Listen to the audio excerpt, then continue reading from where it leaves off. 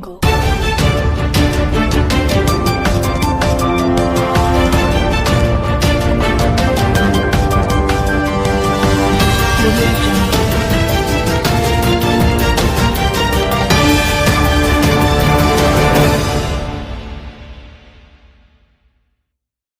Halo Smart Sagers, jadi nama saya Tania Natalia Nirwana dan saya ingin meliput kelompok 4 dari 11 IPS 1 untuk bertanya mengenai apa sih peraturan-peraturan softball. Mari kita simak. Di sini udah ada sama narasumber pertama kita, namanya Nurul Alia. Sebelumnya kita harus tahu dulu gimana tuh sistem permainan softball. Sekarang Nurul boleh tolong jelaskan? Nah, jadi dalam permainan softball ada dua regu, yaitu regu defensif yaitu yang bertahan dan juga regu ofensif yang menyerang.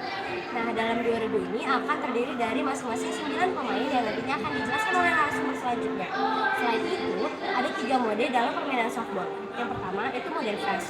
Modenya ini sangat ketat peraturan permainannya sehingga lebih cocok dimainkan oleh orang yang profesional. Dan kedua ada yang modified, sedikit lebih ringan peraturannya, namun lebih cocok juga dilakukan oleh orang-orang yang memang sudah sering melakukan softball.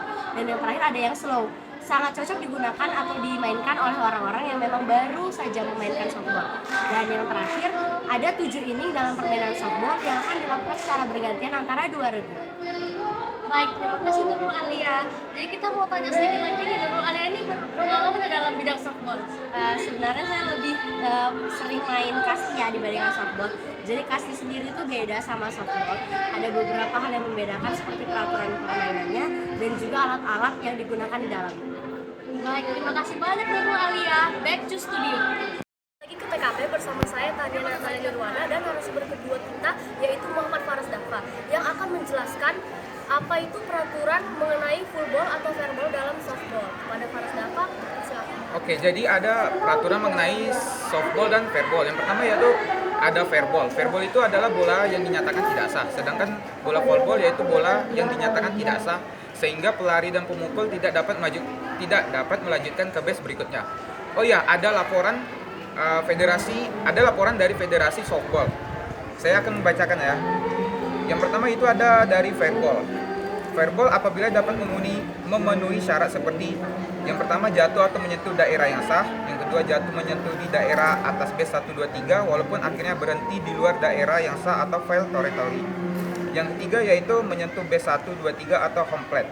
Sedangkan di foul ball ada beberapa aturan yaitu terjadi apabila jatuh atau berhenti di daerah yang salah atau foul run. Kemudian bolanya langsung jatuh di daerah foul di antara base pertama dan ketiga walaupun akhirnya bola tersebut masuk kembali ke daerah fair. Sementara bola yang dipukul secara sah terjadi apabila jatuh di daerah fair yakni infield dan outfield. Baik, tadi penjelasannya sudah sangat lengkap ya. Jadi Muhammad Faras Dafa ini atlet softball ya? Bisa dibilang begitu. Oke, jadi beralih dari futsal ke softball gitu Iya, ya? betul. Baik, terima kasih. Kembali ke studio. Mau liput siapa lagi ya? Ada narasumber ketiga kita. Ayo kita wawancara. Oh, Nadia, halo. Kamu kalau dalam materi softball ini ngerti tentang apa sih? Tentang peran pemainnya? Oke studio, saya melaporkan dari TKP, saya menemui narasumber kita ketiga dan akan menjelaskan mengenai peran-peran softball. Silakan. Nah, jadi di peran softball ini ada 8 ya. Yang pertama itu ada pitcher, yang kedua itu ada catcher, ada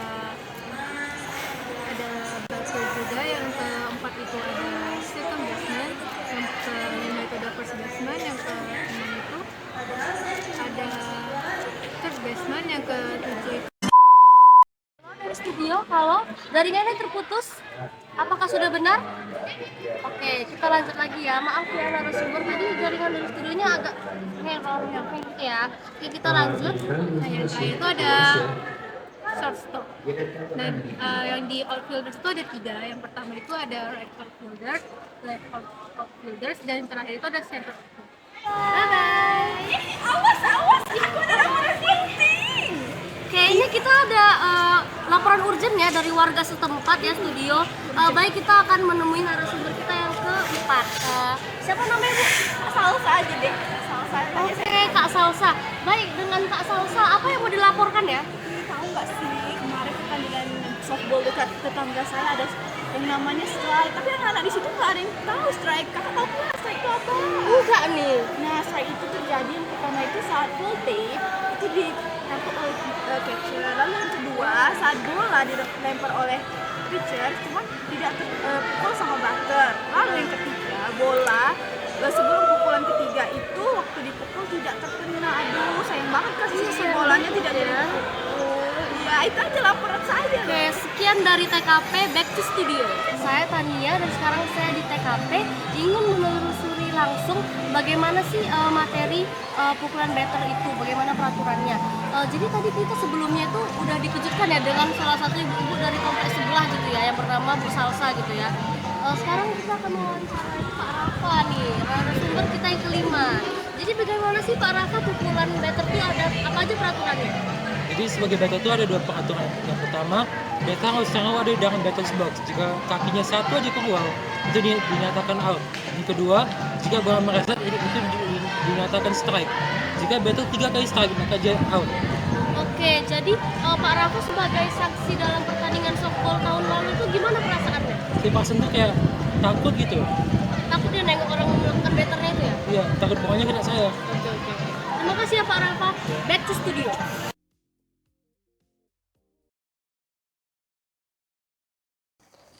Baik, saya selaku narasumber mengenai materi. Ban atau pukulan tumbuh akan menjelaskan materi ini. Teknik pukulan tumbuh atau ban adalah cara memukul bola yang bisa kamu lakukan tanpa harus mengayunkan ban. Caranya cukup tahan saja arah datang dari bola tersebut dengan menggunakan ban. Back to studio.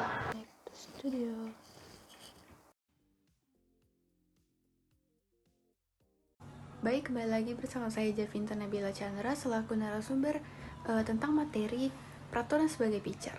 Jadi, pitcher itu memiliki kemampuan yang sangat penting untuk bagi sebuah tim baseball. Pelempar harus memiliki kemampuan melempar bola yang baik, sehingga bola sulit dipukul oleh pemain lawan. Nah, lemparan yang mudah dipukul akan memberikan keuntungan bagi tim lawan, karena tim lawan bisa lebih banyak mencetak angka. Begitulah jika kita ditanya apa sih peran pitcher. Nah, kemudian pitcher juga pasti memiliki kriteria sebagai berikut. Yang pertama, pitcher itu harus memiliki stamina dan kekuatan tubuh yang prima. Yang kedua, pitcher harus menguasai berbagai teknik lemparan, dan pitcher juga harus mampu mengatur arah dan kecepatan lemparan dengan baik. Nah, jadi seperti yang harus kita ketahui bahwa dalam sebuah tim baseball, mereka tuh dapat memiliki pitcher sebanyak mungkin. Nah, selanjutnya ada peraturan sebagai pitcher dalam permainan. Jadi, sang pelempar atau yang kita sebut pitcher itu dalam baseball bertugas untuk melempar bola ke arah home plate. Nah, pelempar harus memastikan lemparannya itu cukup sulit, supaya tidak dapat dipukul oleh sang pemukul. Lalu, pitcher juga harus memastikan bahwa lemparannya dapat dipukul, dan hasil pukulannya tersebut dapat ditangkap oleh sang pelempar, sehingga pemukul tidak dapat mencetak angka. Nah, pitcher juga harus menguasai teknik lemparan agar bisa tepat pada area yang akan dituju. Begitulah yang dapat saya jelaskan. Back to studio.